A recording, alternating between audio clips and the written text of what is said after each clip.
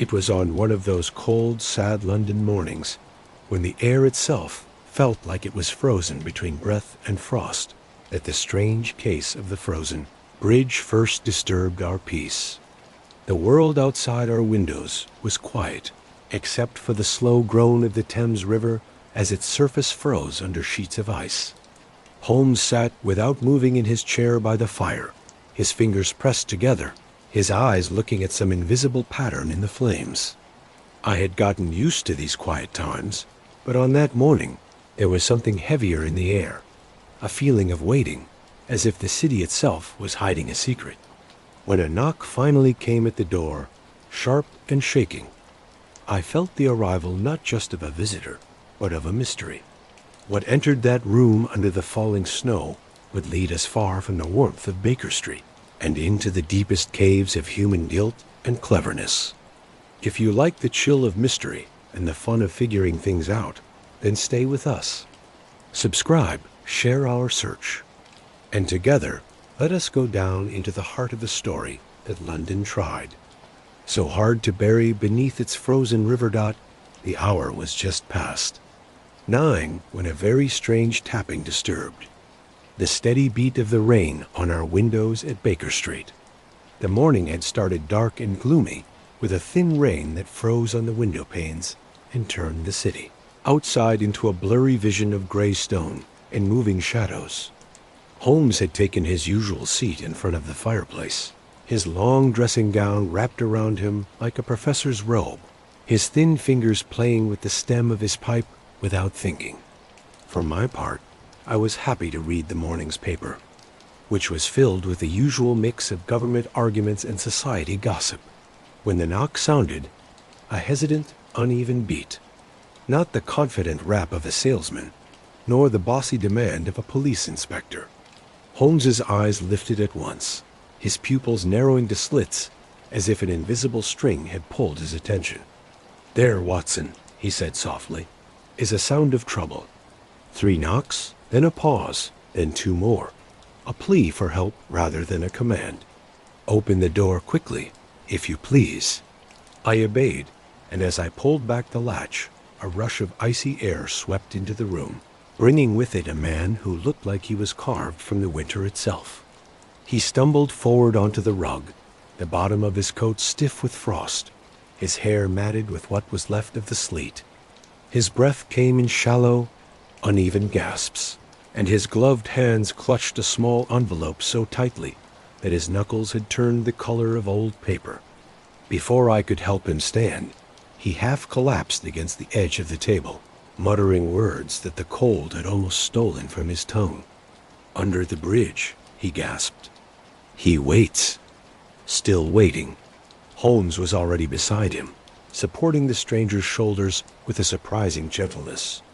"Steady, my good man. You are safe here." "The bridge? What bridge?" But the man could only shake his head weakly. His eyes, gray and glassy as river ice, darted about the room as though he feared unseen watchers.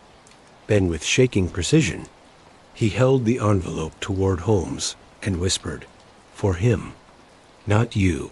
His voice was barely able to be heard, yet the words struck the air like a hammer on an anvil. "For whom, then?" Holmes asked, though I could see that he already felt the riddle's depth. "The watcher beneath the bridge," murmured the man.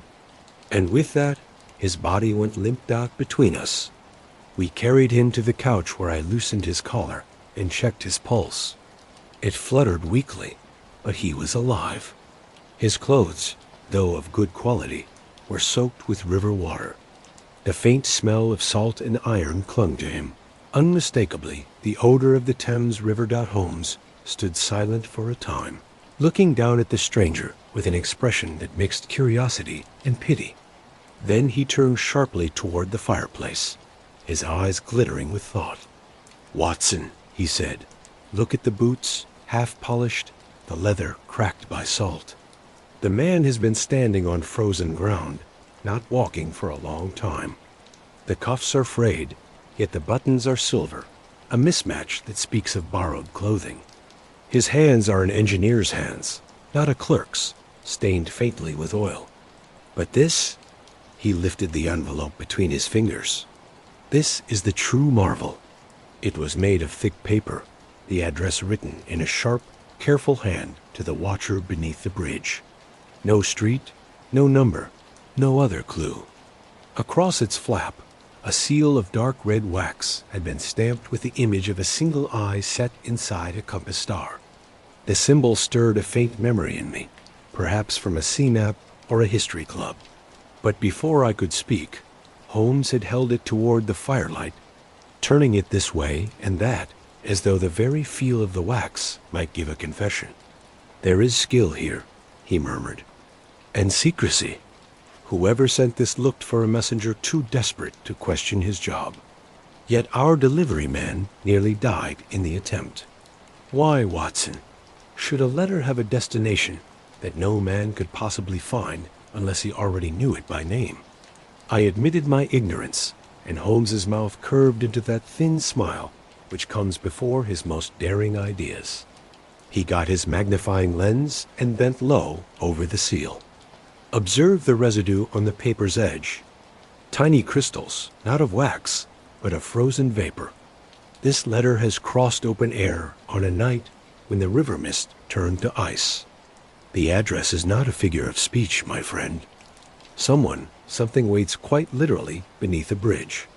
The stranger stirred then, making a low groan. His lips moved without sound, but I caught a single word. "Blackfriars." Holmes's head snapped up at once. "Blackfriars Bridge. You heard him, Watson. That narrows our search considerably. The Thames at Blackfriars is wide, the currents are dangerous, and the spaces under the arches are rarely visited, except by river workers or homeless people. Yet this fellow shows no sign of being poor. What drove him there?" Before I could respond, the man's body shook once violently and then became still. I bent close and felt the faintest flutter at his throat, then nothing at all. His heart had stopped. Holmes drew in a sharp breath and straightened, his face hardening. "Dead, Watson?" "I'm afraid so."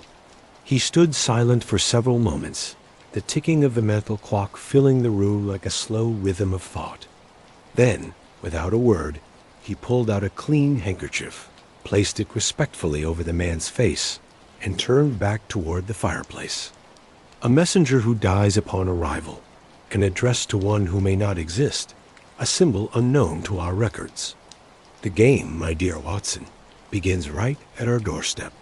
I protested that the matter should at once be given to the police, but Holmes waved the idea aside. Lestrade would see only a corpse from the river. "I see the outline of a plan. This man was meant to reach someone, and by bad luck or a plan, he reached us instead. There is a purpose in that wrong turn. Fate, perhaps, or a criminal mind so complex it plays with coincidence." He fell into one of his deep thoughts, then paced before the window, the envelope still held in his fingers. Outside, the city's murmur was muffled by fog. The lamps burned dimly, their light bent into halos that hovered like ghosts above the street. From time to time, the clatter of a distant horse-drawn cab echoed faintly, then was swallowed by silence. After some minutes, Holmes turned abruptly. "Watson, get your coat. We go to Blackfriars." "But surely not tonight," I said. "The rain has ceased," he interrupted, glancing toward the window. Indeed, the drizzle had changed into a fine sleet, which shined like powdered glass against the lamplight. The tide is low, and the air is frozen enough for the mud flats to hold our weight. Whatever message this man carried, its meaning lies waiting beneath that bridge. And the river is not known for being patient. Within moments we were going down the stairs, our breath steaming in the stairwell. The street outside was nearly empty, the few walkers moving quickly, heads bowed against the biting wind. We hailed a cab, and the horses' hooves struck sparks on the cobblestones as we rattled southward through the narrow streets. Holmes sat stiffly beside me, his face lit up from time to time by the passing lamps, each flicker showing the sharp focus that so often predicted danger as well as discovery dot at last, the river came into view, a dark ribbon shining under a layer of mist. The arches of Blackfriars Bridge loomed ahead, massive and ghostly, their stone shoulders covered with frost. We dismissed the cab and continued on foot. The chill struck through our coats, and the sound of our boots on the frozen path seemed unnaturally loud. Beneath the bridge, the world narrowed to echo and shadow. The river's surface was covered with ice in jagged plates. It drifted slowly with the current. Holmes raised his lantern, and its glow revealed faint scuff marks on the stonework near the central pillar. Footprints, half melted, led toward the water's edge. He crouched and examined them closely. "Not long ago," he said. "One set only, the same size as our late visitor's boots. But note, here the footprint gets deeper suddenly, as though he turned back or stumbled. And here, the faint outline of another shape, narrow and long, like the mark of a walking stick, yet no stick came with him. Curious, Watson, extremely curious." We moved forward a few yards farther, the lantern's beam glancing over the frozen current. Then Holmes stopped abruptly. "There," he whispered Dot at first. I saw nothing.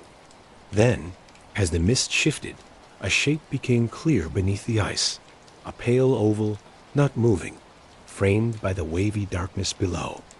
For an instant, I thought it was a reflection, until the faintest shake disturbed the surface, and I realized with a shudder that it was a face.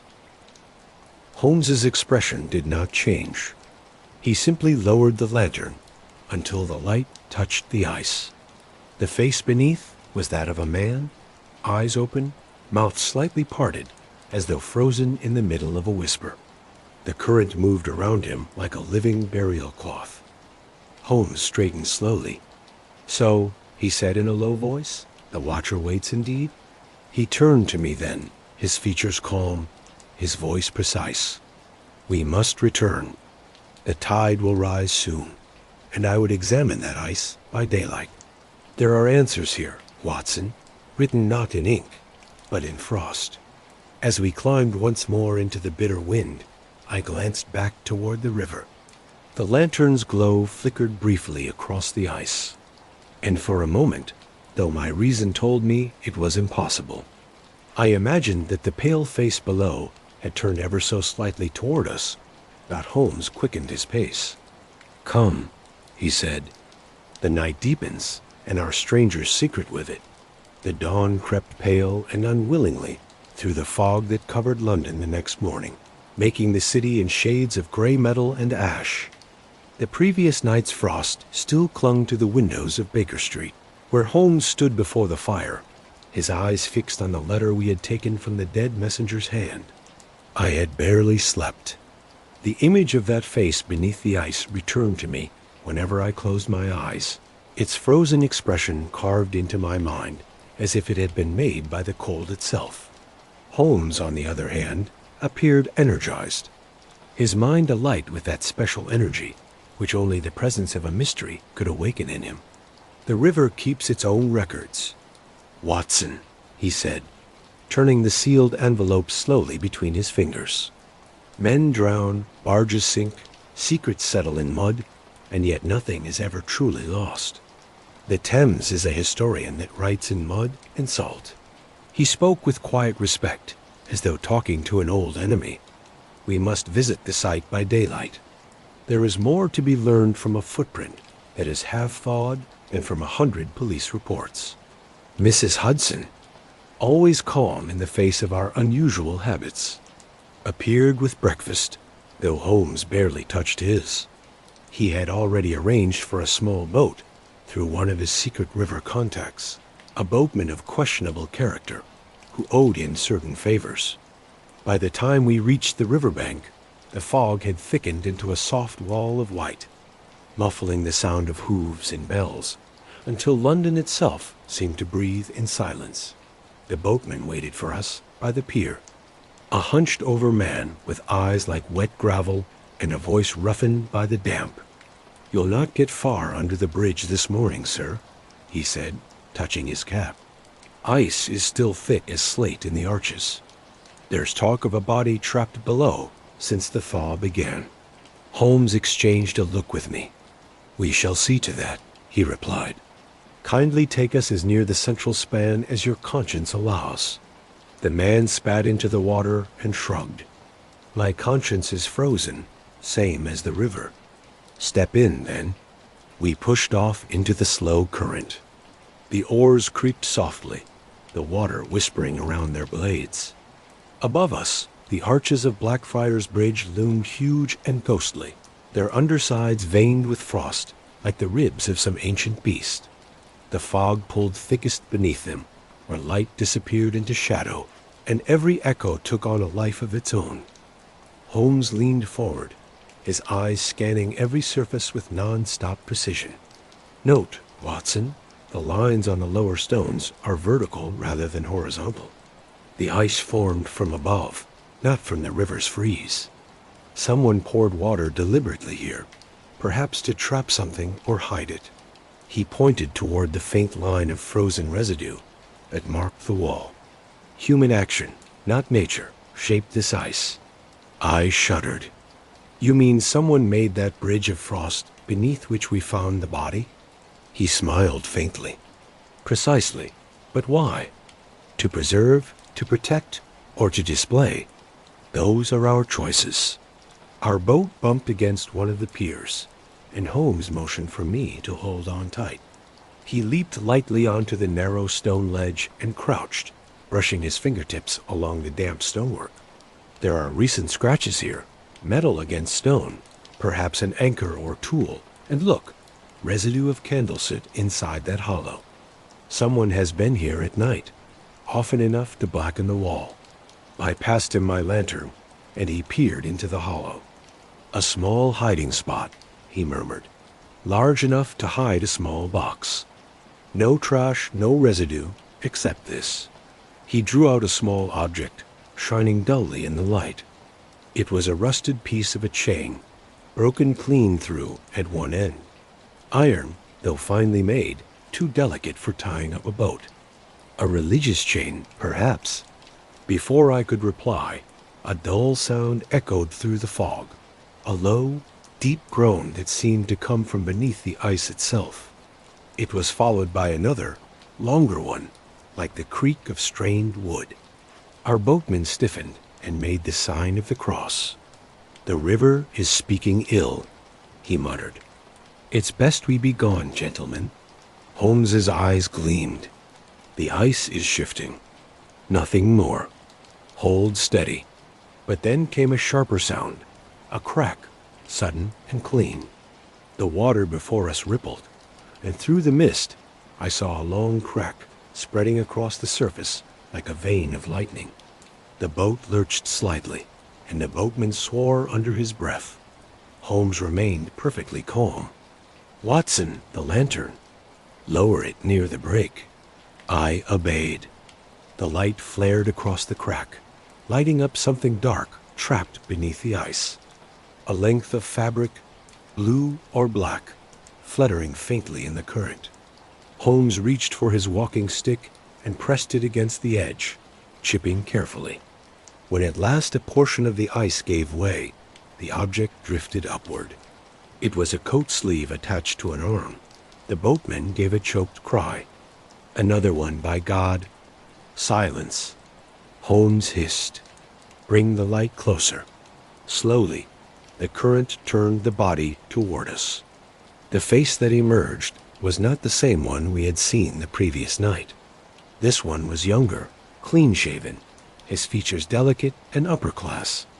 The eyes were open and glassy, the expression peaceful rather than terrified. Around his wrist shined a thin silver band engraved with strange markings, tiny marks like those on a measuring tool. Holmes examined it intently. A measurement device of some sort, for sailors perhaps. "And look, the clasp is magnetic." He pried it open with a penknife, revealing an engraving inside. "Custos Pontus," I said. "Latin for guardian of the bridge." Holmes nodded slowly. Indeed, a title, not a name. And yet, This trinket links him to our first victim, both tied to the bridge by something older than themselves. We signaled the river police, who soon arrived to get the body. Lestrade himself appeared not long after, wrapped in an overcoat that did little to hide his annoyance. "Holmes," he said, looking at the corpse, "you've beaten us again. But what in heaven's name have you dragged me into now? 2 bodies in 2 days, and you haunting the Thames like a ghost hunter." Holmes offered his thin smile. "Not haunting, Inspector, listening. The river speaks if one knows its language." Lestrade snorted. "You can keep its conversation. I prefer witnesses with lungs." Yet even he bent to study the strange bracelet, his usual doubt briefly giving way to curiosity. "Custos Pontes, eh? Sounds like some secret group. You wouldn't know anything about that, I suppose?" "I intend to," Holmes replied, "but not through official channels." Lestrade's sigh was a cloud in the cold air. "You'll drive me to early retirement, Holmes. Mark my words, this one will end with frostbite and nonsense in the press." When he left with the body, the fog began to thin slightly, showing the black line of the bridge above. Holmes stood silent for a long moment, watching the flow of the river. Then he spoke almost to himself. 2 men, both connected to this bridge. One dies delivering a message, the other in its shadow, and between them, this symbol of an eye and compass. "A plan is emerging, Watson, faint yet deliberate." We walked the length of the riverbank as the afternoon faded, and Holmes's mood deepened into that quiet excitement which I had learned to connect with a discovery. At one point, he stopped and turned his gaze to the water. "Do you know, Watson, that the ancient Romans built the first bridge at this very spot? They called its keeper the Pontifex, literally the bridge builder, a title that later came to mean priest. Curious, is it not? How London inherits its ghosts? You think this group, this Custos Pontes, may be ancient? I think," he said slowly, "that it has survived the centuries in some changed form. A brotherhood or society dedicated to guarding whatever lies beneath these arches. The question is, guarding from whom?" We reached the far bank as dusk began to settle. The lamps flickered to life along the riverwalk, their reflections trembling like melted gold on the water. Holmes paused once more, his eyes narrowing. "Do you smell that, Watson?" I breathed in. Beneath the river's damp odor was a faint, sharp scent. Ozone and burnt metal. Yes, like a struck match. Precisely. And yet there is no fire nearby. He crouched, touched the stone wall, and drew his fingers back. The tips were dusted with a fine gray powder. Burning, but of what?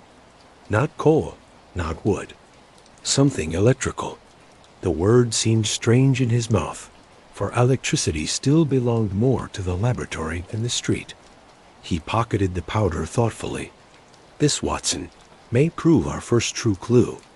The presence of heat where all else is ice. As we turned toward home, a church bell rang through the fog, deep and loud. Its echo rolled along the river like the voice of the dead. Holmes looked back once, his face unreadable, then murmured, "Echoes on the Thames indeed." And somewhere among them the watcher listened still. The warmth of the fireplace had seldom seemed so welcome as when we returned to Baker Street that evening. The air outside still bit at the lungs, the city covered in a fog that turned the gaslight into halos of dull yellow. Yet inside our rooms, the fire crackled with cheerful indifference to the mysteries that had followed us home. I admit I was grateful for the simple comfort of my chair, for my bones still carried the damp weight of the river. Holmes, however, had no such desire for rest. The moment we entered, he shrugged off his overcoat, hung it with neat precision, and drew the sealed letter from his pocket, as though it had been burning a hole through his mind. "For 12 hours," he murmured, holding the envelope against the lamplight. "This message has waited between the living and the dead. It was meant for a man who, if he exists, keeps watch beneath a bridge of ice. Yet by accident or intention, it reached me. There is meaning in that wrong turn, Watson. A wrong delivery can be the truest direction. He placed the envelope on the table and looked at it with the same focus I've seen him give to a coded telegram or a bloodstain. The wax seal, the eye within the compass, still gleamed faintly red like a hot coal trapped in paper. Holmes turned it under his lens. A craftsman's hand, he observed. No mere office mark. See here, the press of the ring is uneven. The left side has heavier pressure, suggesting a stamp held by a trembling or injured hand. The wax contains traces of cinnabar and resin, uncommon in London products, likely Spanish. This symbol has traveled, and yet it was found on the Thames. I said, how do you explain the two? By remembering that London is the end of the line for the world's secrets. The river receives what every shore throws away. He tapped the letter thoughtfully. Shall we disturb its sleep? The blade of his penknife slid neatly beneath the seal. The wax cracked with a faint sigh, and the envelope gave up its contents. A single folded sheet of thick paper, yellowed and faintly salt-stained, along with a small scrap torn from a sea chart. Holmes spread them flat beneath the lamp. Upon the paper was written a short verse in a severe, angular script. When iron sleeps and moonlight weeps, seek not the bridge, but that which it keeps. Beneath the frost, where silence hums, the watcher waits till judgment comes. Holmes read it twice and pressed his fingertips together. His expression, that of a man staring into a deep pit only he can see. It has the ring of bad poetry, he said at last, and yet there is a structure in its rhythm. Iron sleeps, the frozen bridge. Moonlight weeps, perhaps the thaw. Seek not the bridge, but that which it keeps. A warning, perhaps, or an invitation. But this, where silence hums, Watson, that is genius. Silence that hums suggests vibration, machinery. There is something beneath that bridge that is not natural. The idea sent a chill down my spine. Machinery beneath the Thames? Not unheard of. The old sewer pipes, steam pipes, telegraph cables, all arteries of the city. But a private machine, hidden and maintained without record, that is a different kind of mystery. He turned his attention to the chart fragment. It had the clear markings of a river map, though heavily marked up. Certain points along the Thames were pricked with red ink. One near Blackfriars, another downstream toward Southwark, and a third farther east by the Isle of Dogs. Between them ran a faint pencil, line in the form of a triangle. Holmes got his compass and protractor, measuring the distances with swift precision. Equal distance within a margin of half a mile, he murmured. An engineer's symmetry. The pattern forms what sailors call a triskelion, a three-point axis of balance. Each location likely holds a matching part of one whole design. If the bridge is one corner, the others must complete it. You speak as though this were some grand construction, I said. Or deconstruction, he replied quietly. Consider this. Our second corpse wore a bracelet inscribed Custos Pontis, guardian of the bridge. If one man guards each corner of the triangle, then we have not a crime of passion, but of duty. Someone is killing or silencing the keepers of an ancient trust. His words filled the room with an almost electric tension. Outside, the fog pressed against the windows, distorting the glow of the street lamps until they looked like distant stars sinking in a sea of clouds. Holmes reached for his violin, not to play, but to hold it as he paced. It was a strange habit of his, when his mind was on the edge of a breakthrough. The instrument hung loosely from his hand, its polished wood reflecting the firelight like liquid amber. There is a phrase, he said, mentioned in certain history circles, the bridge watchers. I came across it once in a paper on London's underwater chapels, though the author dismissed it as a myth. It referred to a guild of masons and engineers sworn to protect relics buried within the foundations of the city's bridges. Superstition, of course. But superstition often hides a historical fact. Imagine, Watson, a society whose duty across generations was to guard a relic no one now remembers. And now that relic or its secret is stirring again, I suggested. Holmes tilted his head. Possibly. Or someone wants to ensure it remains forever silent.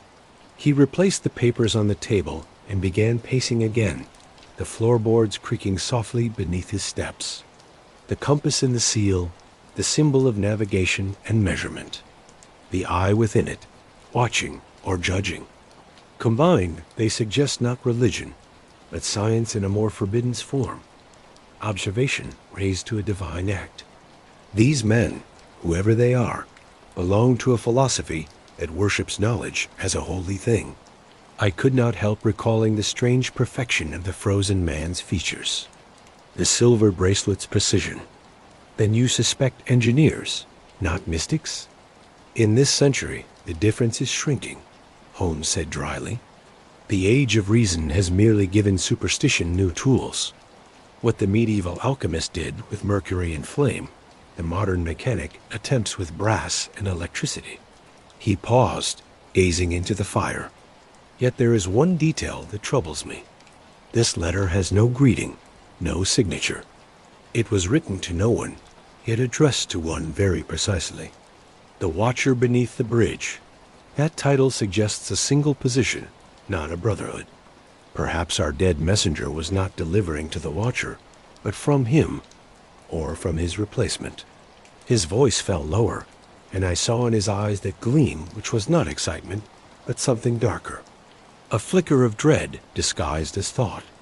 There is an intelligence at work here, Watson. One that sees patterns, as I do, perhaps better. To send a coded verse instead of a command suggests confidence, almost arrogance. Whoever wrote this message wanted his recipient to prove himself worthy by figuring it out. We have intercepted a test meant for another mind. The clock on the mantel struck 7, its chime muffled by the thick curtains. Holmes stirred from his thoughts, put out the lamp over the papers, and drew the blinds. We shall visit the second coordinate tomorrow, the point nearest Southwark. Bring your revolver. The air grows too cold for coincidences. Before going to bed, I glanced once more at the table. The broken seal, the cryptic verse, the map. Each fragment lay innocently arranged, yet together they gave off a threat more subtle than violence. The threat of intelligence not bound by morality. As I put out the light, the last thing I saw was the compass eye symbol gleaming faintly in the fire's reflection, as though it watched us both. That night, sleep escaped me. I dreamed of the river whispering beneath the city, of unseen machines turning beneath the ice, and of a single unblinking eye gazing upward through the frozen depths.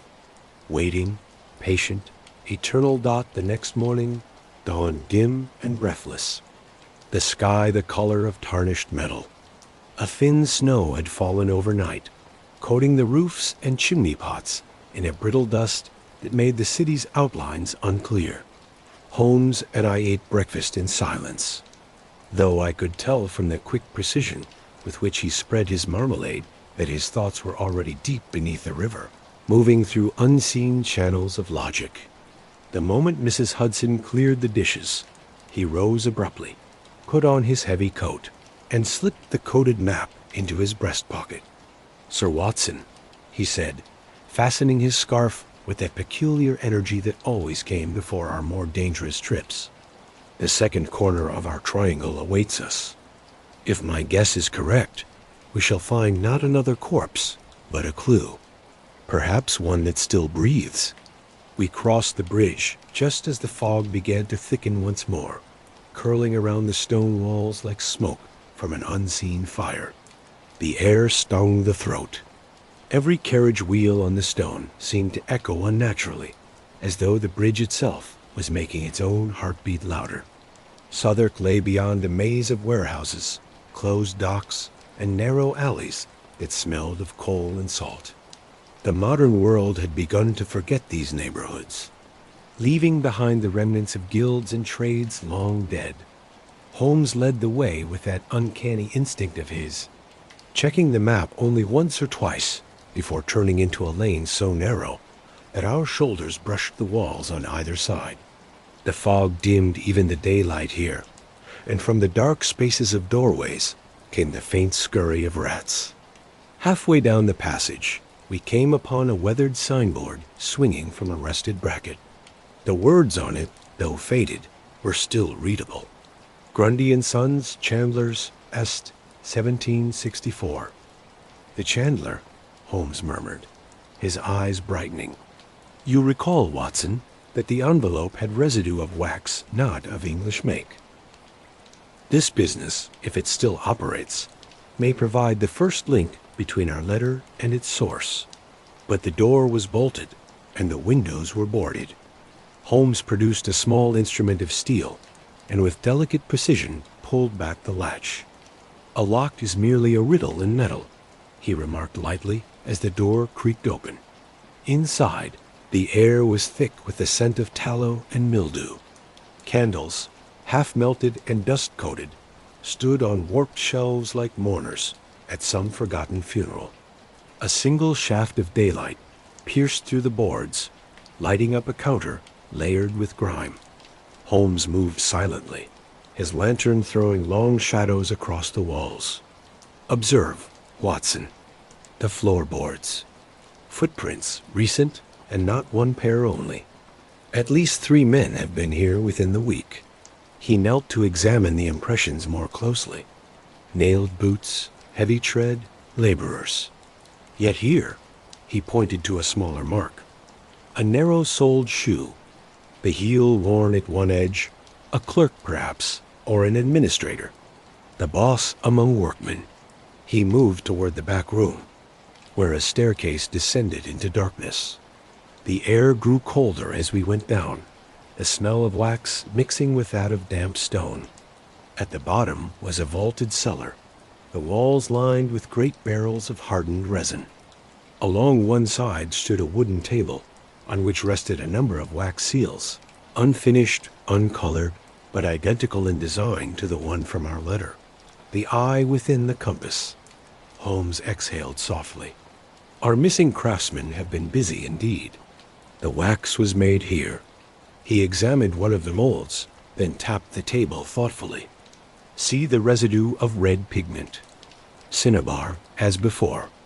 These men have revived an 18th century craft for purposes neither decorative nor religious. What guild once used such a symbol, Watson? I searched my memory. None I know of.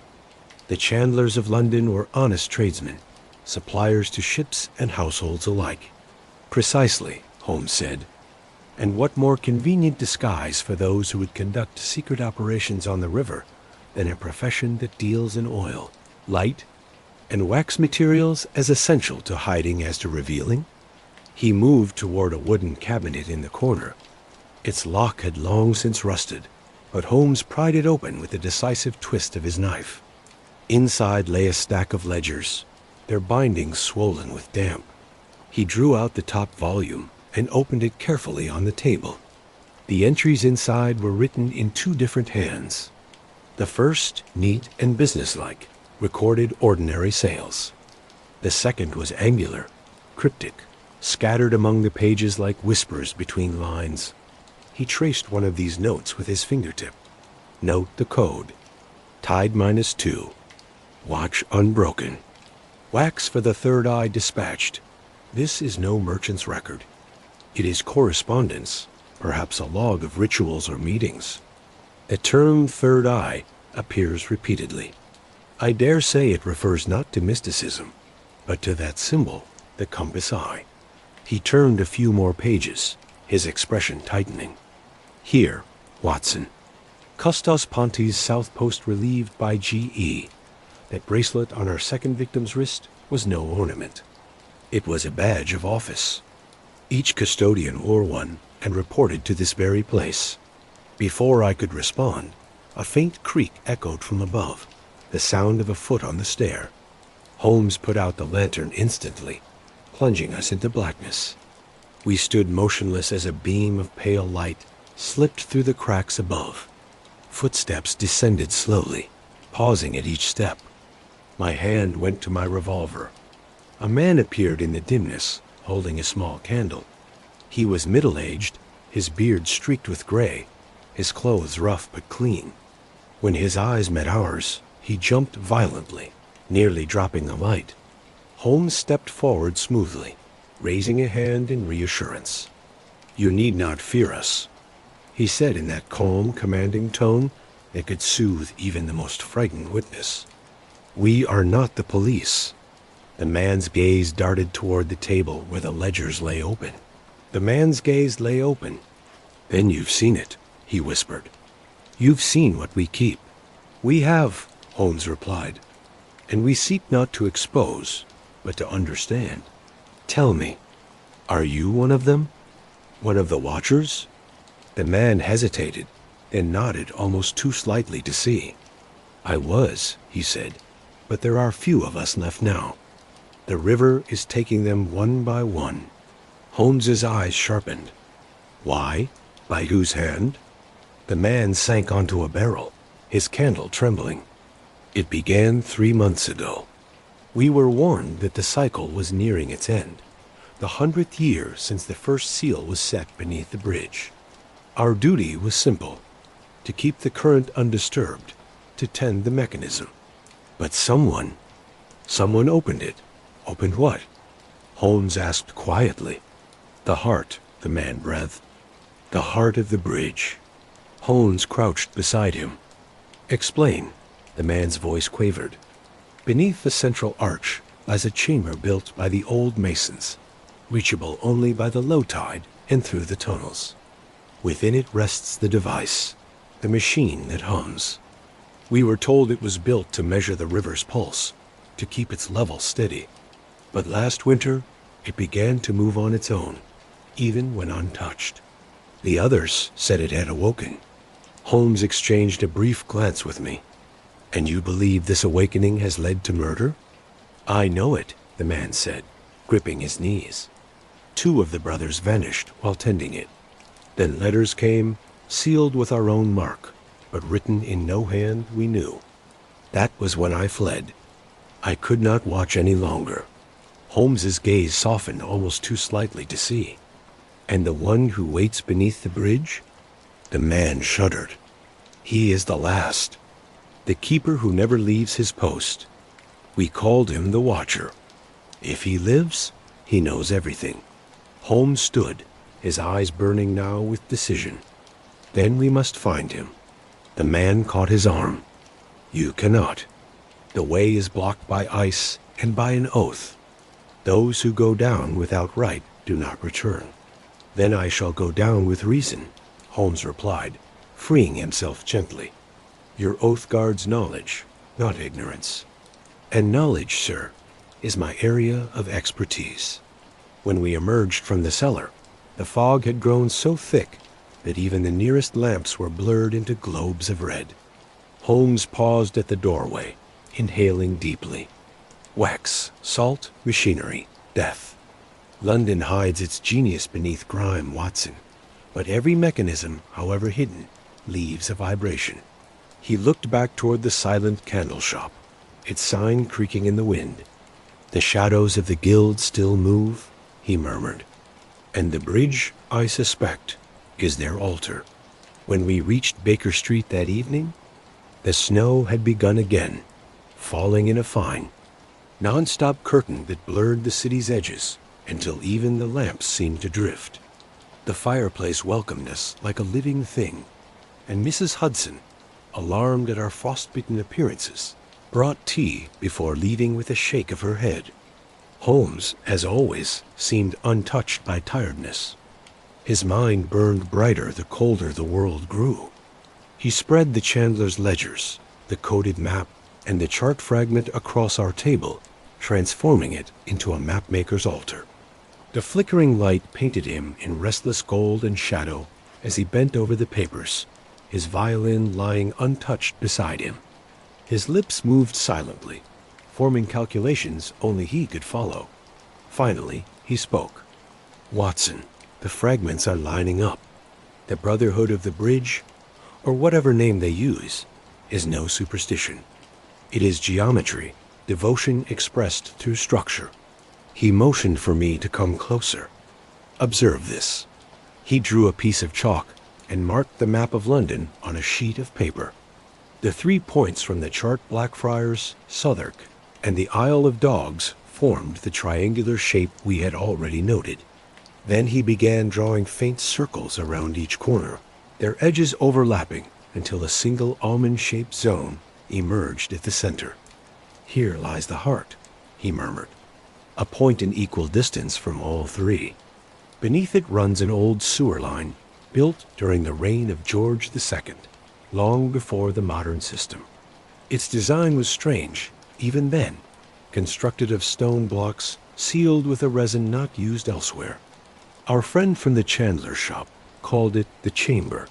I believe this is what they guard." "The device?" I asked quietly. He nodded. "Precisely. The Watcher's map was not for navigation. It was a design for balance. The city's arteries of water and waste are its lifeblood. This device was likely meant to control them, perhaps to prevent collapse or flood. Clever, if true. But if that mechanism has begun to move of its own accord, as our witness claimed, then something far greater than human intention drives it." He turned his lens on the coded lines, following them with almost tender precision. "The pattern of the red marks on this chart corresponds not to tides, but to moon cycles. See how they repeat every 29 days? Whoever built this contraction engineered it to follow the moon, not the clock. The bridge, the river, the city, all bound to a heavenly rhythm. Man's machine copying nature's pulse." His voice, low and intent, filled the room with that electric energy I knew so well, the sense that beneath every riddle beat a living truth. I could almost see it through his eyes. London not as chaos, but as a living thing breathing through its tunnels and pipes, its heartbeat measured by the tides of the Thames. Yet the men who maintained it, Holmes continued, called themselves watchers, not engineers. That distinction is vital. To watch implies respect, restraint. They tended something they did not fully understand, and now that respect has curdled into fear. He rose abruptly and began pacing. Our second corpse wore a bracelet engraved Custos Pontis. That phrase appears repeatedly in the ledgers from Grundy's cellar, alongside entries marked Cycle Complete and Ascension Protocol. These are not mere tradesmen's notes. They are the minutes of a secret society. Their 100-year cycle concludes this winter, as the man told us. Something was meant to happen, some act of renewal or release. You think the murders are meant to prevent it, or to complete it. His tone was grim. If one keeper turns against the others, then secrecy becomes slaughter. The final verse in the letter, "The watcher waits till judgment comes," could mean the last stage of a ritual, mechanical or otherwise. He paused by the window, gazing into the snow-muted street. "Consider the possibility, Watson, that the bridge itself, Blackfriars, the site of both deaths, is not merely symbolic, but essential. It stands precisely on the western corner of this pattern. Whatever energy or pressure this device channels, the bridge may serve as its pathway." I joined him by the glass. Outside, London lay half-erased beneath the drifting white. The lamps glowed dimly through the haze, their reflections trembling on the slick cobblestones. "You speak as though this was some monstrous heart beating beneath our feet," I said. Holmes's eyes flicked toward me. "Perhaps it is. The Victorians have built miracles and monsters alike in the name of progress. We have harnessed steam and steel. Why not the tide itself?" He returned to the table and pored over the charts again, muttering calculations. I watched the firelight play on his features, the hawk-like focus, the paleness of sleeplessness. the faint shadow beneath his cheekbones that appeared only when his mind ran too fast for rest. "Holmes," I ventured, "this pursuit has the feeling of something unnatural. If this machine moves without human touch—" He cut me off gently. "Then it is either misinterpreted or misunderstood. Nothing in this world defies analysis, Watson. The supernatural is only the natural observed in ignorance." Yet even as he said it, I saw his fingers tighten slightly on the paper. Showing a tremor of unease, he drew a final mark on the chart. A narrow passage connecting the chamber to the riverbank near Blackfriars. "Here," he said, "the access tunnel, narrow, likely forgotten since the new sewers were built. We shall find it, and we shall see what breathed beneath the ice." Before we could speak further, a sound interrupted us, the sharp flutter of paper against the window pane. Holmes crossed the room and plucked it from the sill. It was a flyer, torn and damp, yet the printed words stood out clearly. "The Times, evening edition, body found beneath bridge." His eyes flashed. "The river has sent another message." He read swiftly, his voice measured yet edged with curiosity. "A third victim, unidentified male, recovered at low tide near the Southwark Pier. The report states that the skin had circular scrapes as though from a binding or chain. And listen to this. The constable on duty swears the body gave off a faint mechanical ticking even after retrieval." He looked up sharply. "The same impossible event as before. The watch that would not stop. We are dealing, Watson, with a principle of motion carried beyond death. We left at once, the sleet biting at our faces as we hailed a cab. The city was nearly silent under its blanket of weather. As we passed the embankment, the frozen river glimmered faintly beneath the gaslight. A wound half healed." Holmes sat stiffly, his gloved hands clasped tightly, his eyes fixed on the unseen horizon. "The river keeps its own secrets," he said softly. "But tonight, I intend to make it speak. At Southwark, we found the constables still gathered by the pier. The corpse lay on a stretcher, under a canvas sheet, its outline unervingly precise. Lestrade stood nearby, stamping his feet against the cold, and greeted us with his usual mixture of irritation and relief. I should have known you'd turn up, Holmes. They've sent for the coroner, though he'll be an hour yet. You might as well have your look." Holmes knelt and drew back the canvas. The face beneath was pale but peaceful, the features plain, except for a faint tattoo at the temple. A compass surrounded by rays, identical to the seal's design. Around the wrist was a narrow indentation, as though something metallic had once been there. Holmes touched it gently, then leaned closer to the corpse's chest. I saw his expression change. He beckoned me near. "Listen." At first, I heard nothing but the wind. Then faint, rhythmic, a ticking, so subtle it might have been imagined. It came from within the chest cavity, steady and deliberate, like a metronome hidden in flesh. Holmes drew back slowly. "This is no watch," he said in a low voice. "The sound comes from the ribs themselves. There is something inside him." Lestrade turned pale. "Inside?" "Buried, perhaps surgically implanted, a mechanism designed to survive its host." He looked up at the inspector, his voice calm but grave. "Do not move the body until I have examined it fully. We are not dealing with murder alone, Lestrade, but with invention, one that has crossed the line of life itself." He straightened, his breath visible in the cold. "Watson," he said softly, "tomorrow we go beneath the bridge. The Watcher's map is complete, and its center calls to us." The fog rolled in again from the river, swallowing the lights and the murmurs of the gathered men. The ticking continued faintly beneath the shroud, an unnatural heartbeat against the hush of the Thames. Even Holmes, for all his composure, glanced once at the water as though expecting an answer. None came, only the groaning of ice shifting beneath the current, echoing like distant machinery far below. We had barely returned to Baker Street when a telegram arrived.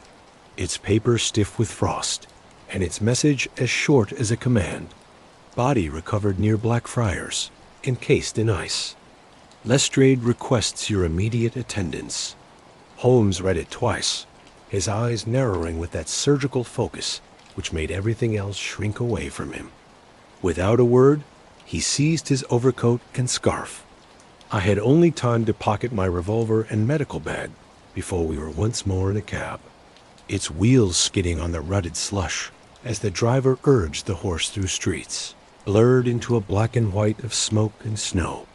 The river greeted us like an old enemy, unmoving and vast beneath the pale noon. Police lanterns pricked the fog along the riverbank, their light bobbing on the whitened air. A small crowd had gathered dockworkers, sellers, a few gentlemen drawn by dark curiosity, held back by constables with blue-knuckled hands. Lestrade stood near the waterline, his hat pulled low, his mustache beaded with ice. He lifted a gloved hand at our approach, relief and annoyance fighting as usual on his face. Holmes, Watson, about time. The tide gave us this one as if by appointment.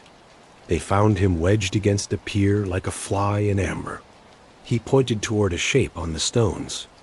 It lay within a rough cradle of splintered wood and sacking, a long mass, half cloudy, half glassy, within which a human form was visible, twisted by frozen currents and air-blown swirls.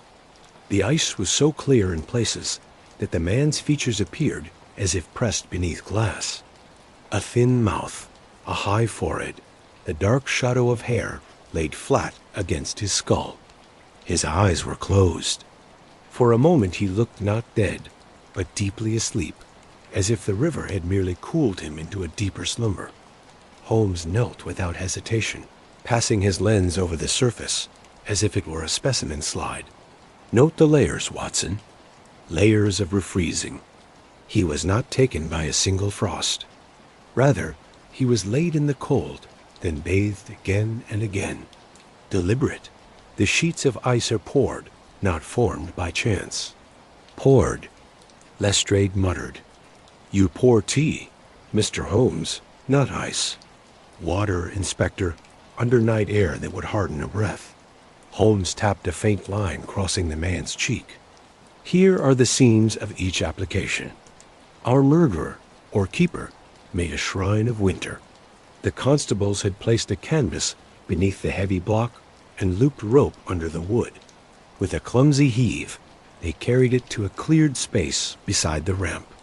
I took up a mallet and chisel, while Holmes directed the work with cool precision, telling them where to strike, so the cracks would travel along harmless lines. The ice answered unwillingly, arcing with each blow. When at last an opening was made over the chest, the breath of ancient cold struck my face like a blade. Holmes slipped his hand inside, then withdrew it with a small object between his finger and thumb. A pocket watch on a steel chain, glistening with frost. He held it close to his ear. A faint, regular pulse trembled beneath the case. Lestrade backed away a step. Not again. Holmes's expression did not change. Yet the set of his mouth showed that inward tightening which comes with the proof of a terrible theory. He passed me the watch. I heard it plainly. Tick, tick. Too steady for a mechanism. Long buried in ice and filth. Holmes drew out his penknife. With a delicate touch that would have made a jeweler proud, worked the case open. No spring burst free. No gear jumped its groove. Instead, the inside revealed itself as an unfamiliar setup. Brass bridges and polished wheels, yes, but tangled with a tiny harness of wire.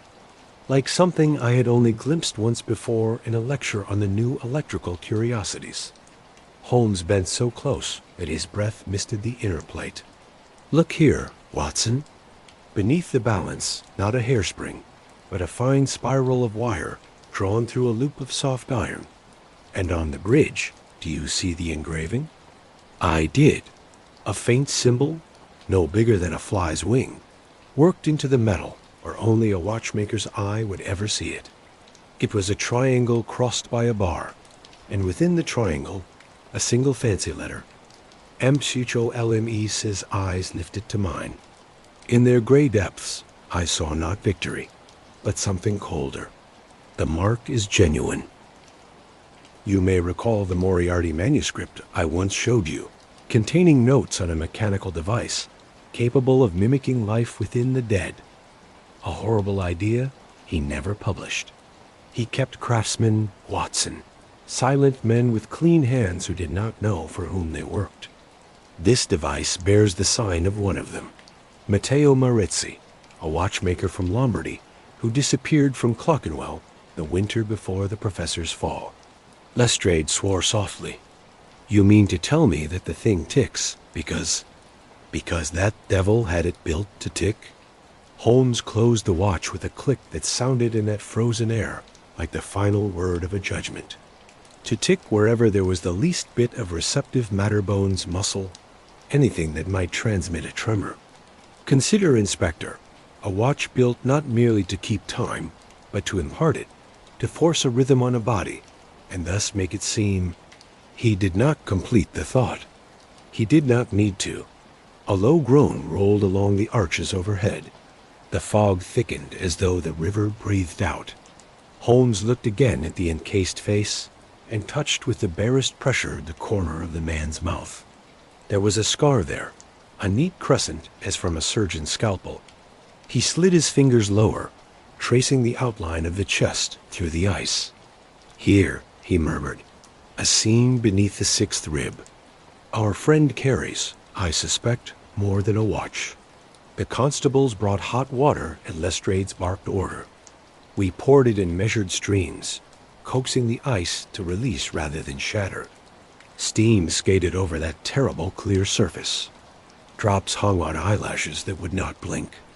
At last, with careful chiseling, we freed the torso and shoulders enough for me to perform an examination. The skin was not the gray paleness of drowning, but waxy, as if preserved. At Holmes's nod, I opened the chest with all the grim efficiency my training allowed Dot inside. Where the heart should have been a collapsed shell, there sat a little cradle of brass, attached to the breastbone by 4 tiny screws. Suspended in that cradle, a wheel, finely toothed, was turning with a touch so delicate it was barely motion at all. Lestrade made a choking sound and turned away. Holmes watched in silence, his head tilted as if listening for a confession in the faint whir. He touched the rim very lightly with a gloved finger. The rhythm faltered, recovered, then stopped. The silence that followed seemed heavier than the fog. Remove it, he said quietly. I did so, my hands steady from habit, though my stomach turned. The mechanism came free with a tiny sigh, as if relieved to be released from its awful duty. Holmes wrapped it in a fold of linen and slipped it into a small case, which he closed and placed inside his inner pocket. There is your impossibility made plain, Inspector, he said, his voice even. What passed for a heartbeat was merely a polite trick. Whoever set this thing within him wished to confuse those who found him, perhaps to suggest that what lies beneath your bridge can grant a kind of life. It cannot. It only mocks. Lestrade drew a sleeve over his mouth. Good God, Holmes, what are we standing in the middle of? A demonstration, Holmes said. A philosophy with tools. Someone has taken the professor's contempt for the human soul and married it to a river cult devoted to measurement. They believe in watchfulness raised to a law. They despise the weakness of mortal limits. If the watchers once tended a device to keep balance, someone among them, or above them, has decided to keep it forever, even against nature. A shout from the pier cut across his words. A waterman, gray with wet, was scrambling up the ladder, hauling a sack that clanged when it struck the stone. Found this jammed in the piling, sir. He panted, nearly dragged the boat under. It was wound so tight. Holmes stepped forward as the man untied the sacking. Inside lay iron plates drilled with holes, lengths of chain, and a strange frame of brass, shaped like a cage, no larger than a hat box. Within the frame, a cluster of glass tubes gleamed faintly, their ends blackened as from an electrical shock. The whole device smelled of ozone, the same faint sting we had noticed on the stone wall. Holmes's face grew intent. Coils and capacitors, he breathed. A container for charge. Fixed beneath the bridge, it could feed a smaller device through wires invisible in the dark. This is no merely symbolic heart, Watson. It is an engine. Lestrade crouched, prodding a tube with the caution one gives to a snake. And what does your engine do besides frighten honest policemen? Holmes did not answer at once. He had turned the brass cage over and discovered, cut into a hidden plate, the same compass eye as on the wax and bracelet. Beside it, the triangle and bar, the watchmaker's mark. It listens, he said at last. It measures. It imposes rhythm. The river is its metronome, London its instrument. If there is a chamber at the triangle's center, as I believe, then a synchronized pulse could be sent from here to there and back again, keeping all in step. The old keepers would have used it to prevent a collapse or breach, but in the wrong hands, ... He let the thought die. The wind rose, and the fog tore in ragged pieces against the piers. A bell rang upstream, its notes marching away into the emptiness. Holmes straightened, his decision made. Inspector, you will have your men sweep every arch for further devices, and every candle shop for the molds of that seal. Lock this watch and this heart cradle in your evidence room, and post a guard who does not sleep. No word to the press of machinery within the dead.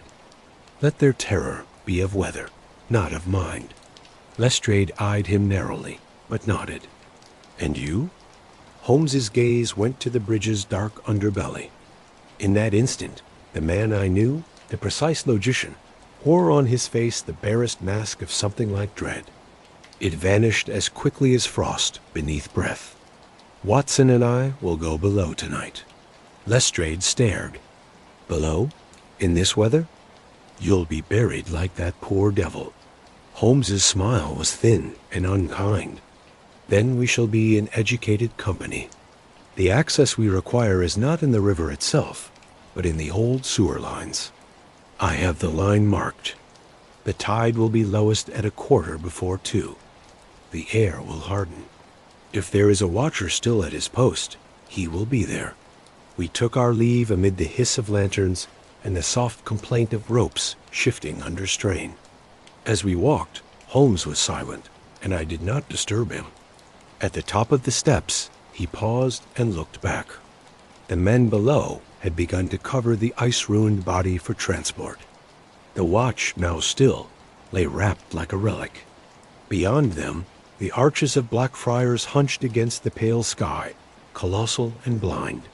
From somewhere within their belly came that long, slow groan again, the speech of ice when it learns that it is mortal. On the riverbank, a boy selling papers called the hour in a voice made thin by cold. Holmes pressed a coin into his palm, not for news, but for silence, and we made for the cab stand. As we climbed in, he placed his gloved hand on mine. It was a rare gesture, and it startled me. You will bring the strongest lanterns you can find, he said. And God knows, there is a chance, however slight, that what waits below is not merely a mechanism. You mean a man? He released my hand. I mean, a conscience made audible. The horse sprang forward, hooves ringing on the pavement as if striking the ribs of some gigantic instrument. London slid past in shades of iron, her breath rising in clouds. Night came early, and with it the sense that we were traveling not toward a destination, but into a throat dark and vast, down which the city swallowed its secrets. The watch in Holmes's pocket made no sound, yet I heard it still. London slept uneasily that week. The frost had turned the Thames into a dim mirror, and the city's breath steamed upward in slow, ghostly plumes. I felt as though every chimney in London breathed out the same question, unspoken, yet suffocating. What have we awakened beneath the bridge? Holmes had barely slept since the incident with the frozen man. The brass mechanism we had retrieved now sat on his work table under a glass dome, its tiny cogs still crusted with frost. He studied it by lamplight for hours, the glow highlighting the sharp edges of his face until he seemed as much a relic of iron and will as the machine itself. I suggested once that he rest. He looked up, the smoke of his pipe coiling like incense around his head. Rest, Watson? The mind that created this thing is awake somewhere still. I can almost hear it thinking. Outside, the snow thickened. The papers had begun to print wild stories, anonymous accounts of the frozen men of the Thames, with drawings that exaggerated every horror. The more sensational journals whispered that it was witchcraft. The more scholarly ones muttered about experimental electricity. None mentioned Holmes, though I suspect his silence at Scotland Yard had made sure of that evening. As I wrote my notes by the fire, a knock came at the door. A hurried, trembling sound that recalled the first messenger of our case. Mrs. Hudson showed in a youth in the uniform of a printing house. He carried a folded sheet, which he handed to Holmes before leaving, visibly relieved to be out of our rooms. Holmes read it once and passed it to me. To the one who listens when others sleep, the river stirs again. The moon completes the circle. At midnight, the heart will speak. Some call it resurrection, others a reckoning. The note was unsigned, but the paper had the watermark of the Strand magazine. Holmes's eyebrows arched. So even the printers of fiction have become messengers of fact, he murmured. Watson, there are ears within every wall of this city. We are being watched, and not only by Scotland Yard. He turned the note toward the lamplight, and the faint impression of a symbol appeared, drawn in invisible ink that glowed faintly yellow. It was the compass eye again. Yet beneath it, someone had added a new line in trembling script. Maritzi lives. I confess a chill passed through me. But you said this watchmaker vanished before Moriarty's death. Surely the man is long dead. Holmes's gaze did not leave the paper. Men of genius, Watson, rarely die when they are useful. They merely change employers. For the first time since we began, a shadow of unease crossed his face. Not fear exactly, but something colder, the recognition of an intellect that rivaled his own. He poured a measure of brandy, which he left untouched, and began to pace.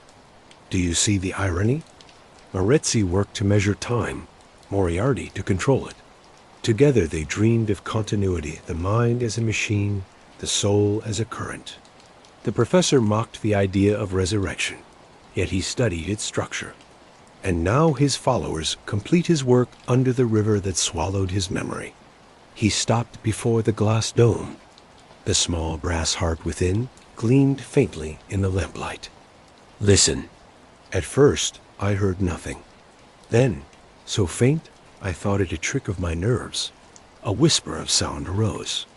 A low tremor, rhythmic yet uncertain, as though the machine itself remembered the act of motion. Holmes, I exclaimed. It's moving again. He leaned closer. No current, no spring, only resonance.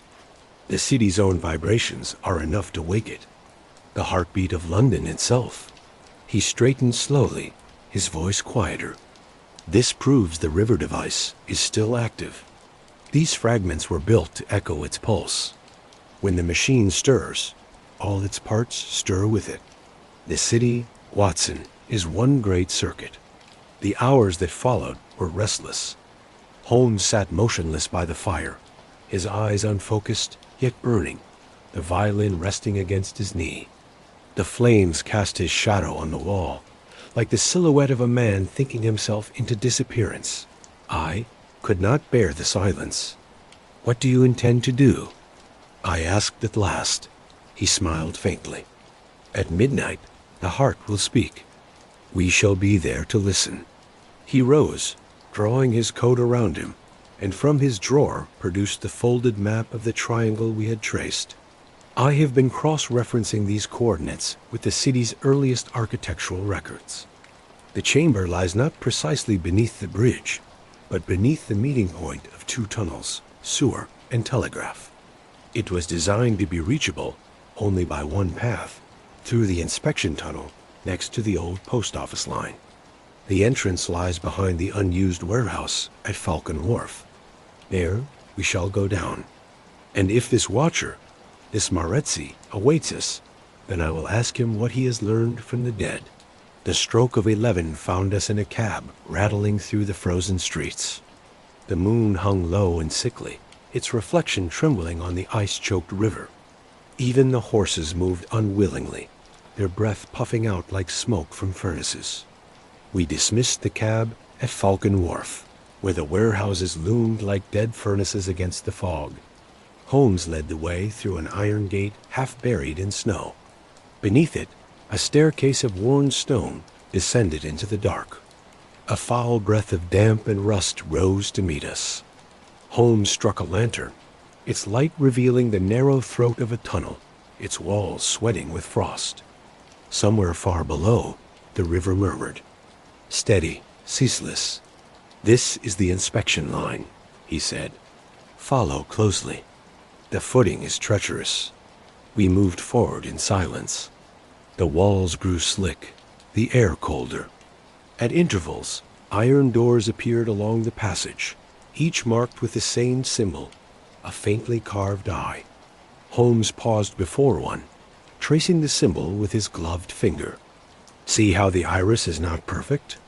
The cut is off here, unfinished. The mark of a craftsman's hand. I have seen that imperfection before. On the inside of the frozen man's watch, the same tool engraved both. We pressed on. The tunnel bent downward and opened abruptly into a wide vault of stone, where ancient pipes crossed like the ribs of a skeleton. In the center of the chamber stood a column of frost-covered machinery, a tower of brass wheels, iron shafts, and glass cylinders that glimmered like frozen organs. From its depths came a low hum, steady, powerful, unmistakably alive. Holmes approached slowly, the lantern trembling in his grasp. Behold, Watson, the river's heart. The sound was hypnotizing, a pulse that seemed to travel through the floor and into our bones. The machinery moved with the calm of something that had forgotten its maker. From time to time, small sparks of light crawled along copper threads, vanishing into tunnels that disappeared beneath the stone. Then, from behind the column, a figure stepped into the light. He was tall and thin, his face half covered by a mask of dark glass, his coat smeared with frost and oil. When he spoke, his voice was metallic yet unmistakably human. You should not have come, Mr. Holmes. Holmes did not flinch. Then you are Maretzi. I am what remains of him. The man's voice wavered as though echoing from a hollow chest. The bridge sleeps lightly. Its watchers have failed. I alone remain to maintain its rhythm. What rhythm? Holmes demanded. The rhythm that keeps your city alive, Maretzi said. You think London breathes by will? No. Its water, its waste, its tides, all move by the same pulse. When the old builders set this engine, they chained the river to reason. But reason must be tended, or it freezes. I tended. Holmes stepped closer. And the men who died? The frozen ones? Necessary offerings, the man said simply. The machine requires balance. One life to renew the measure. Holmes's voice was quiet. Moriarty taught you to imitate life, but you have learned only to preserve decay. Maretzi tilted his head. And you, detective, have learned to fear what you cannot figure out. You measure sin as though it were time. Yet all time ends in silence. The hum deepened. The machinery trembled. Steam began to rise, glowing faintly blue in the lantern light. Holmes took one step nearer, his hand closing around his revolver. Watson, he said softly without looking back. If I fall, remember what you have seen. The heart of London is built upon confession. And then, as the river groaned above, the floor began to move. The floor trembled beneath our boots. The vibration low and steady, as though we stood on the chest of something vast and restless. The columns supporting the chamber shuddered. Frost flaked from their sides and drifted through the air like pale ash. Holmes motioned for silence, his head tilted to the rhythm, thrumming through the metal. It was not random. It was patterned, deliberate, like a heartbeat made of iron. Maritzi stepped back toward the towering machine, the glow from its coils bathing his thin figure in ghostly light. His mask glimmered like a second face. "The cycle renews," he said, his voice calm, almost respectful. "Each century the city forgets the agreement. Each century the bridge remembers." Holmes's eyes never left him. "An agreement requires consent, sir. Who gave theirs this time?" "Those who built," Maritzi replied. "Those who sleep, and now those who watch." He extended one bony hand toward the humming mechanism. "Would you break the rhythm that sustains London? The river would rise, the sewers would flood, the city would choke on its own pulse." Holmes advanced until they were only a few feet apart. The lantern light caught the frost on his coat and turned him into a silhouette cut from winter. "And to preserve this rhythm," he said softly, "you murdered your brothers." Maretzi's head tilted. Murder is the wrong term. They were absorbed, drawn back into the cycle they once tended. The machine records every vibration it receives, every confession spoken near the river. Their words are still here, detective. They hum beneath your feet. The sound grew stronger, rising into a tone that seemed to vibrate not just through the chamber, but through our skulls. It was no longer a hum. It was a voice without words, a deep sound that carried meaning by feeling alone. The lantern flickered wildly, its flame drawn sideways as if by an invisible breath. Holmes spoke through clenched teeth. "You have wired the mechanism to the very tides, have you not? It feeds on the river's motion." Maretzi's gloved hand brushed across one of the glass cylinders. Inside it, shadows seemed to ripple like smoke. "It feeds on what the river keeps," he said. "The confessions of the drowned. Their voices power the pulse." "Madness," I muttered. But even as I said it, the cold pressed in from every side, and I thought I could hear faint murmurs beneath the sound, a chorus of unclear syllables sighing through the pipes. Holmes turned sharply, his eyes scanning the walls. He moved toward one of the pipes and placed his ear against the metal. When he straightened, his expression was unreadable. "They are recordings," he said. "Acoustic impressions etched into the pipework by vibration. Primitive recording on a scale impossible to imagine. You have built an archive of the dead." Maritzi's voice softened with almost a tenderness. "An archive? No, a conscience. A city must remember what it has buried." Holmes's revolver gleamed in his hand, though he did not raise it. "And yet you play God with it. You claim to preserve life, but you have only mechanized guilt. Tell me, Maritzi, does the machine forgive you as well?" The masked man's breath rasped faintly. "Forgiveness requires judgment. I am not its judge. I'm only its ear." For a long moment, neither moved. Then Holmes's gaze shifted to the tower itself, tracing the copper veins that snaked upward into the dark. "This device is incomplete," he said quietly. "There should be 3 relay stations, one for each point of your Triskelion. The other 2 have failed." Maretzi turned his head sharply. "Failed?" "Destroyed," Holmes replied.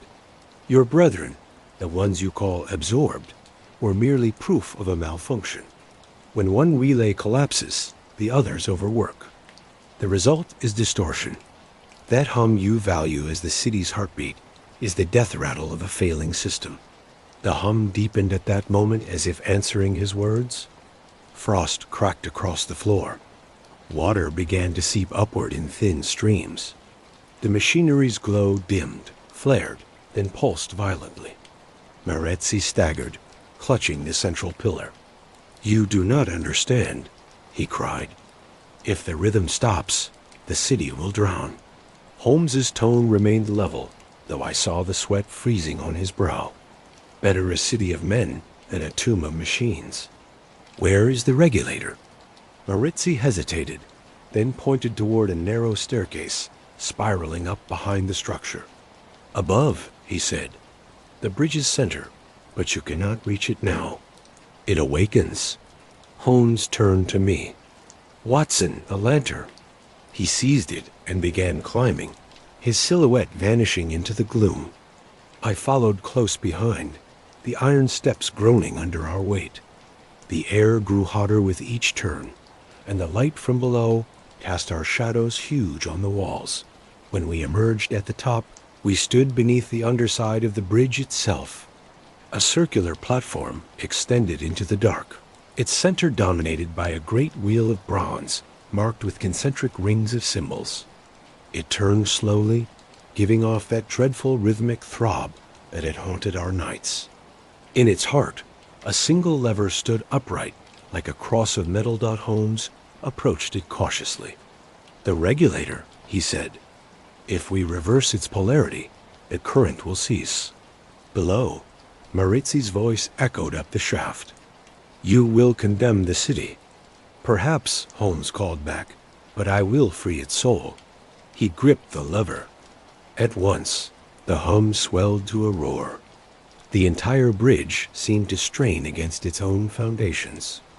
The sound was everywhere, filling the air, the stone, our very chests. I fell to one knee, hands clamped to my ears. Holmes shouted something I could not hear and pulled with all his strength. The lever resisted, then gave way with a screech of metal on metal. A shock wave rippled outward. The lantern burst. In the darkness that followed, blue arcs of light leaped from the machine's surface, lighting up fragments of movement. Maritzi below, arms raised.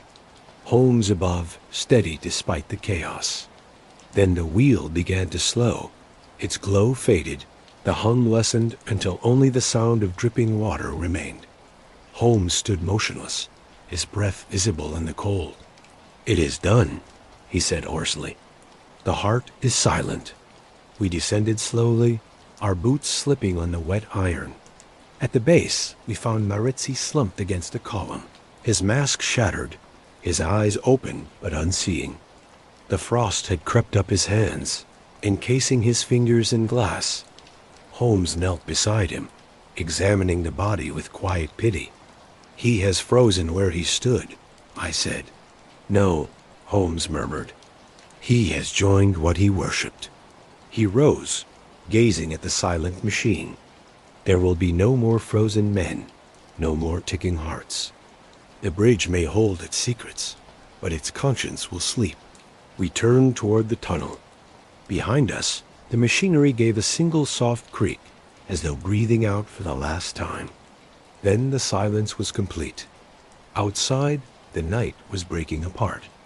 The river steamed faintly under the returning tide, and the first light of dawn glimmered on the ice like glass over a grave. Holmes paused on the riverbank, his face drawn but calm. "The bridge endures," he said. "So does London. Both, I think, will choose forgetfulness." He looked at me, then with a faint, weary smile. "Come, Watson. There is work yet to do, truth to record, lies to omit. History will demand its own rhythm." We walked away through the thinning fog. Behind us, beneath the arches, the riverside, a long, low murmur, neither a threat nor relief. Only the echo of what had been silenced. By late afternoon, the frost had begun to loosen, and a pale daylight filtered through the fog with the hesitant glimmer of a candle seen from a sick-room door. Holmes had not closed his eyes since our return. He sat at the table with Maritzi's stilled heart cradle lying under its glass, his gaze wandering from cog to cog, as if memory itself could be rewound by simple-looking dot. At last, he rose, took from a drawer the folded map of tunnels and arches, and laid his finger not on the central chamber we had silenced, but on a small side room etched faintly to one side, a dead end of brick and iron sketched in a different hand. "You see the spur," he said, an afterthought drawn by another engineer. "It lies within the old telegraph inspection line, not on the sewer main. If there is a place where Maritzi practiced beyond the guild's control, it will be there." "Another chamber?" I asked wearily. "Not a heart, Watson. A mouth." We took 2 lanterns and went out at once. The fog had thinned to rags and ribbons. Cabs moved like cautious beetles along the riverbank. Now and then, a bell rang, muffled and distant, above the harbor of roofs. At Falcon Wharf, we retraced our path to the inspection tunnel, the iron gate opening again with a groan like a reluctant witness. The air inside was colder than before, as if the stone had stored the night in its pores. Frost flowers spread in delicate fans across the wall. Where the lantern light passed, we went down. Holmes moved with the quick, sure step that comes to him when his reasoning mind has already arrived and his body merely follows. At the junction where we had turned toward the chamber of the heart, he paused and faced a low door half sunk beneath a trickle of condensation. The eye and compass had been scratched there by a hurried hand. Beneath it, the faintest cut of a triangle with its bar, Maritzi's private sign. The hinges protested as we forced it. Beyond lay a narrow passage, the roof so low that we had to stoop. The sound here was different. Not the heartbeat of a machine, only a soft, non-stop whisper as of wind passing through strings. Holmes lifted his lantern. A long, low room opened before us, its far end closed by a wall of blackened glass. Along either side stood tall racks of brass cylinders fitted with diaphragms of varnished silk. Wires ran from each like veins meeting at a central console of wheels and levers. Above the console, an angled sheet of polished tin hung like a suspended mirror. Holmes set down the lantern and drew a slow breath. Here is his true creation. He gathered the river's murmur, channeled it through these cylinders, and married it to reflected light. Look, Watson, the speaking ends have traces of wax and soot. He has recorded not water, but words. I stepped closer, and in the lantern glow, I saw that each cylinder had been notched around its rim with countless tiny cuts, spiraling as a shell does, delicate as hairlines. Some had labels in hurried pencil: the night of frost, South Post, reckoning. Others had dates, some recent, some decades old. My skin prickled. "Recording," Holmes continued softly, but on a scale more frantic than any laboratory. He fed the river's vibrations to these diaphragms, allowed the needle to cut the cylinder, then made the result louder with that mirror box. Not a voice from beyond, Watson. An echo impressed on matter. And to what end? I whispered Dot. He did not answer at once. He had moved to the console and turned a small wheel with the care one gives to a sleeping child. Somewhere within the rack, a threaded rod moved forward with the most subtle purr. Holmes placed a cylinder on a spindle and adjusted a needle until it kissed the groove with an almost respectful lightness. Then he nodded once and set the flywheel going. Dot at first. There was nothing. Then a hiss, a rumble, a smothered gasp, as though the river itself had drawn breath. A whisper arose, broken, unclear. The lantern's flame trembled in sympathy. The metal mirror above the console caught the light and threw it across the blackened glass at the far wall. A faint shape wavered there, a tide mark of pale flicker. Dot as the wheels steadied, the sound clarified into syllables. A man's voice, thin and strained, speaking as if from the bottom of a dream. For the bridge, for the A-H, I did not mean. It faltered. A second voice rose, closer now, breathy, with a South Bank accent. Seal it fast. The river will confess for us." Holmes stopped the wheel with a fingertip. The whisper died.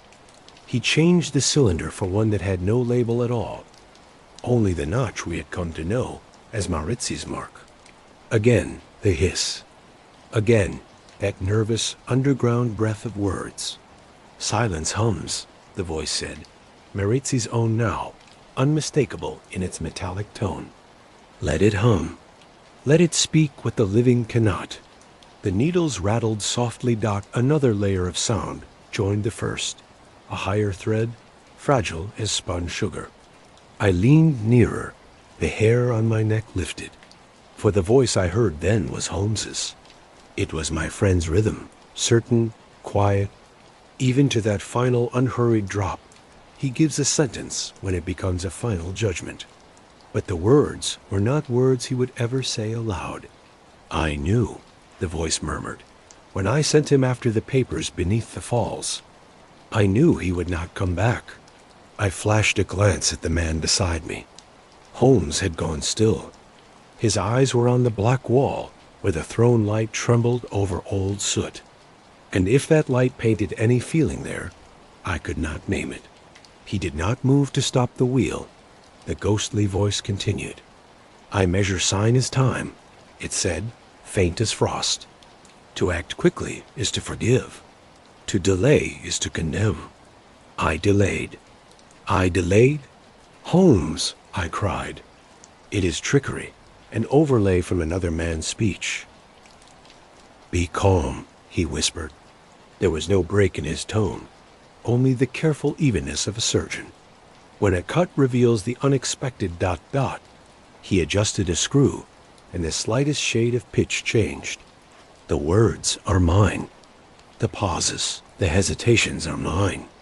He has constructed a device that listens not merely for sound, but for rhythm, then fits the nearest meaning from a dictionary of guilt gathered over years. It makes a confession from rhythm.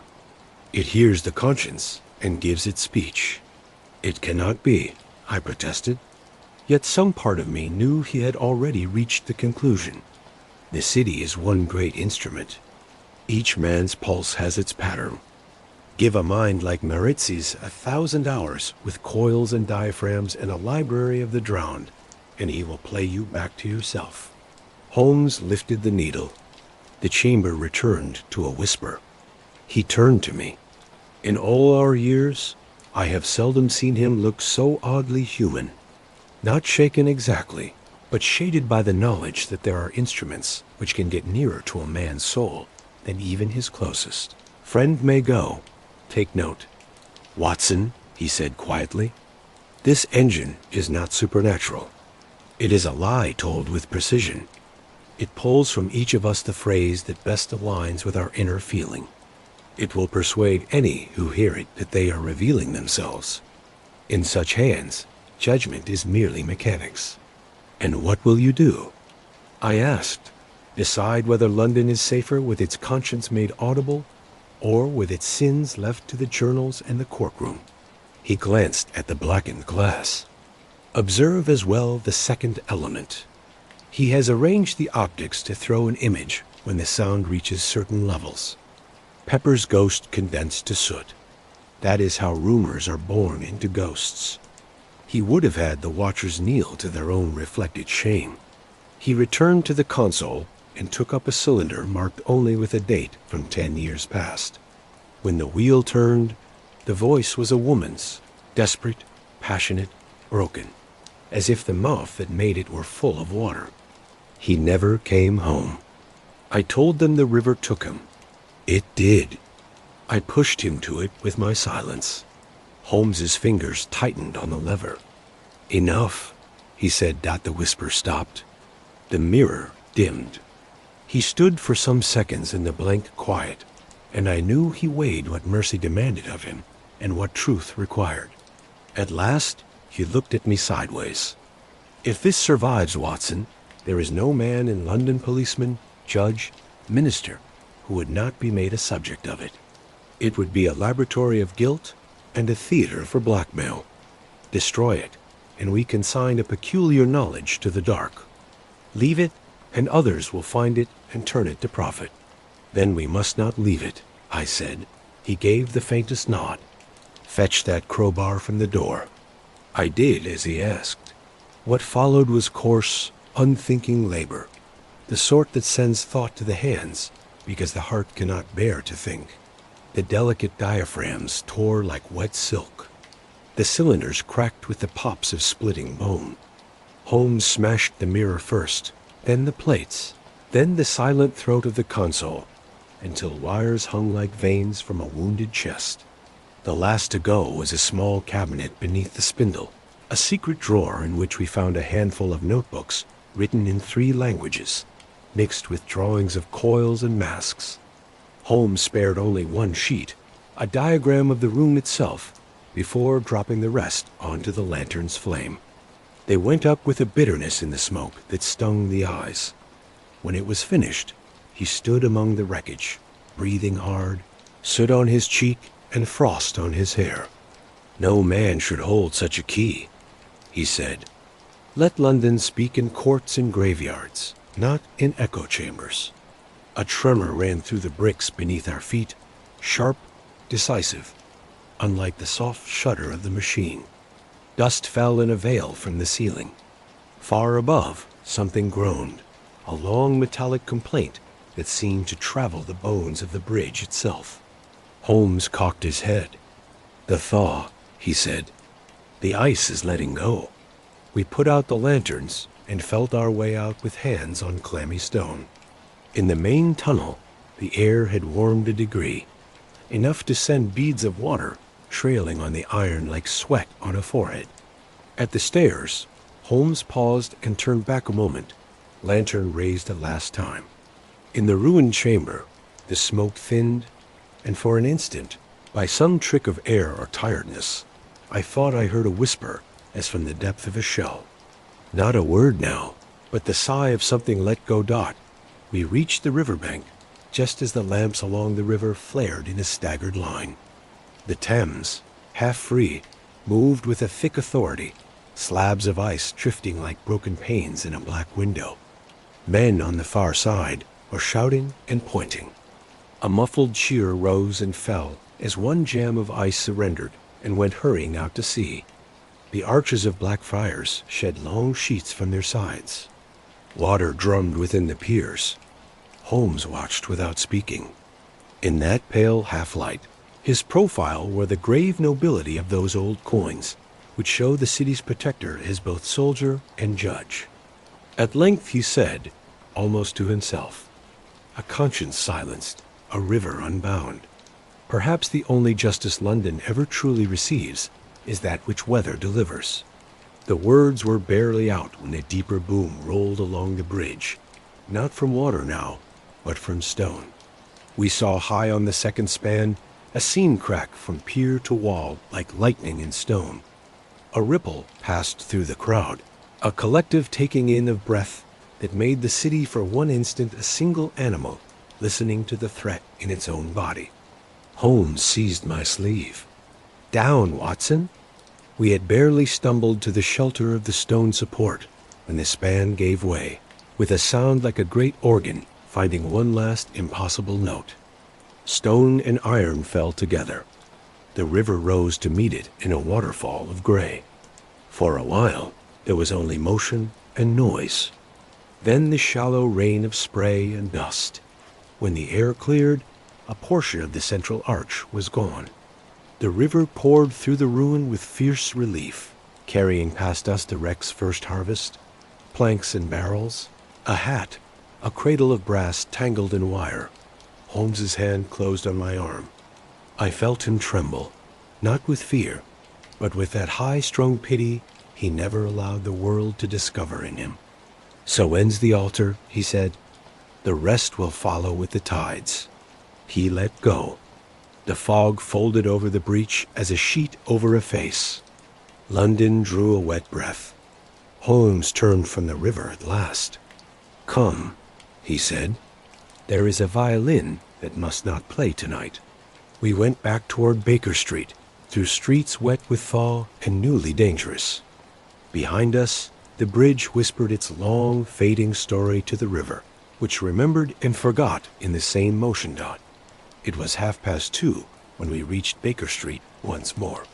The fog had thinned into a ragged mist that drifted through the gaslight like burnt paper, and a damp hush lay on the city as though London herself, exhausted by the revelation, had finally closed her eyes. Inside, the fireplace still glowed, a single pulse of color against the paleness of dawn. Holmes crossed to it at once and stooped, extending his long hands to the flame without seeming to feel warmth. His violin rested on the mantel, silent beneath a film of dust. For a time, neither of us spoke. The silence in that familiar room was unlike any other I had known. Not comfortable, not even thoughtful, but empty, like the pause after a judgment. When at last Holmes turned toward me, his face was drawn, yet strangely calm. The storm of intellect within him at last was quiet. "It is finished, then?" I said. He gave a slight nod. "The river has taken back its secret. The mechanism is drowned, the records burnt. The bridge, what remains of it, will tell no tale save those engineers invent for the newspapers." He sank into his chair and closed his eyes briefly. "Do you hear it, Watson? The city's pulse is ordinary again. Horses, footsteps, the far rattle of a milk cart. The rhythm is restored. But the device," I pressed gently, "surely fragments may remain below. If someone were to find—" He raised a hand. "Let them. The Thames guards its dead more faithfully than any churchyard. Those fragments will rust into mud before another century begins. And even should some future hand rebuild them, the principle will fail without its priest. Marezzi's conscience is gone. The engine will not answer to another." The fire snapped softly. Outside, the bell of St. Paul's tolled the hour, its sound rolling through the fog with weary grandeur. Holmes opened his eyes and looked at the small case on the table, the one that held the last intact cog from the river's heart.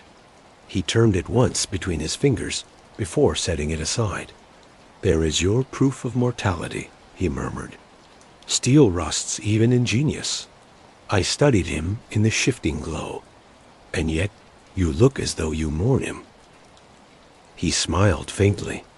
"A mind like his is a rare comet. Destructive, yes, but beautiful in its path.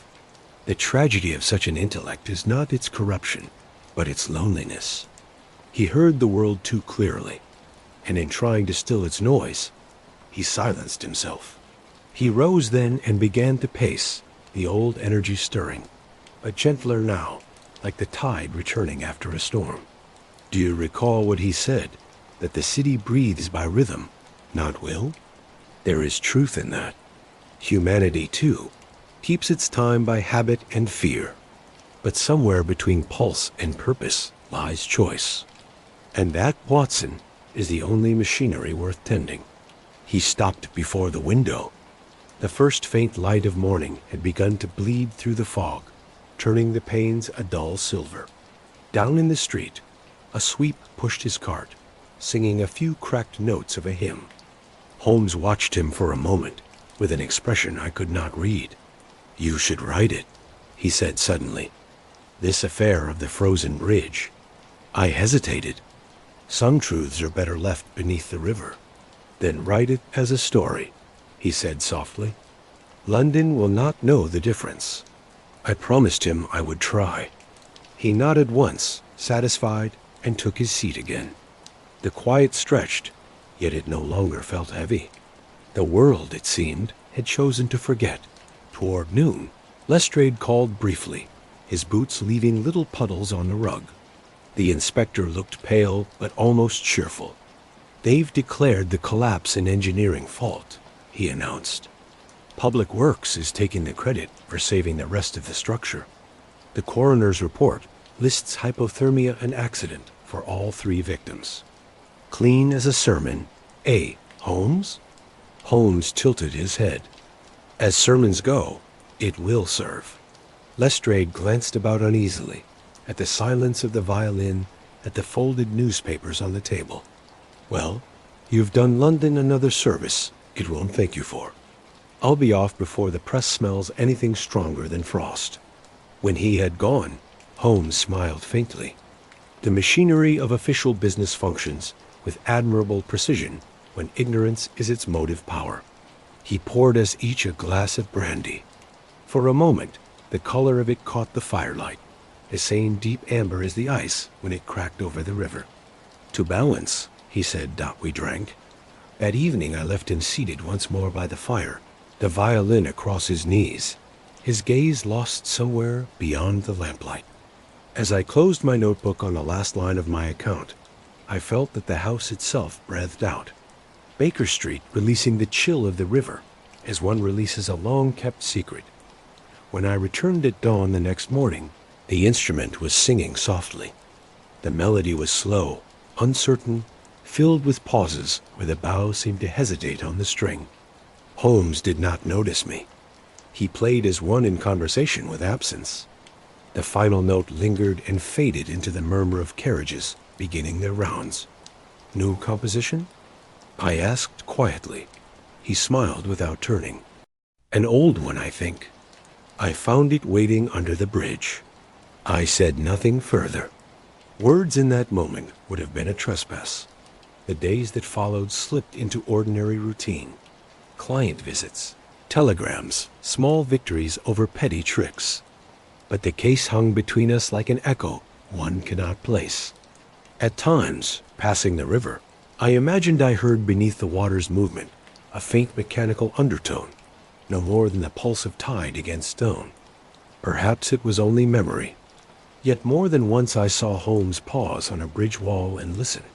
His face unreadable. Spring came early that year. The thaw revealed no further relics, no whisper of the Brotherhood or its watchers. The river's surface shone unbroken. But sometimes in the soft hours before dawn, a single note from Holmes's violin would rise through the fog. A low, trembling sound that seemed neither holy music nor holy grief. On such nights, I thought of the frozen faces, the ticking hearts, the murmurs from the pipes, and of that last collapse beneath the bridge. London forgets quickly, but Holmes forgets not at all. He stores memory as the river stores mud, layer upon layer, invisible until disturbed. He told me once that deduction is a moral art, founded on sympathy, restrained by reason. I did not understand it then. I believe I do now. For every mystery solved leaves behind a residue, a trace of the unsolved within oneself. The case of the frozen bridge left more than most. A sound one hears long after the investigation ends. Faint but persistent, like a conscience keeping time. Tonight, as I write these words by the dimming fire, Holmes sleeps at last in his chair, the violin on the table beside him.